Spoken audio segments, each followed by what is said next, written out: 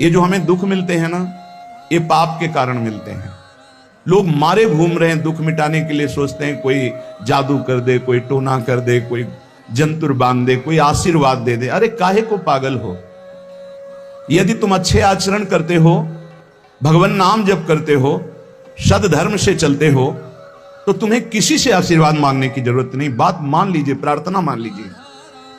दिखावे में लाखों लोग अपने जीवन को नष्ट करने के लिए तैयार हैं।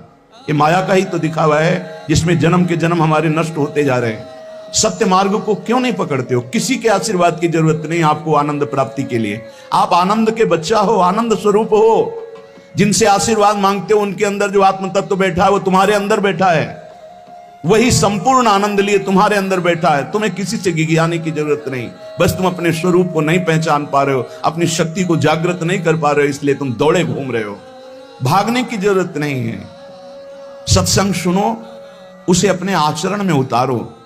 ये बात आप कागज में लिख लो, चाहे दिमाग में लिख लो। जब तक आपके आचरण शुद्ध नहीं होंगे, जब तक आप भजन नहीं करोगे, जब तक आप दूसरों को सुख नहीं दोगे, मन वचन कर्म से किसी को भी दुख नहीं पहुंचाना, तब तक आप भागे। और यहां से लेकर ब्रह्मलोक तक अगर आपको सुख मिल जाए तो बता देना।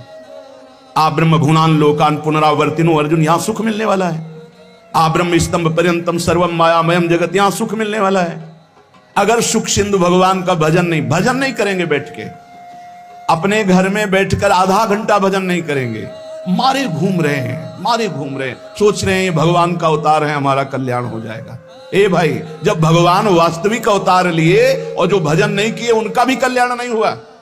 भगवान के अवतार के समय हम भी रहे होंगे कहीं ना कहीं, किसी जीव जंतु के कल्याण हुआ क्या?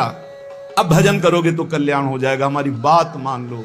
बार बार आपको कभी कड़वे शब्दों में, कभी मीठे शब्दों में बताते हैं, ए भाई, बचपन से भगवान के मार्ग में लगे हुए हैं।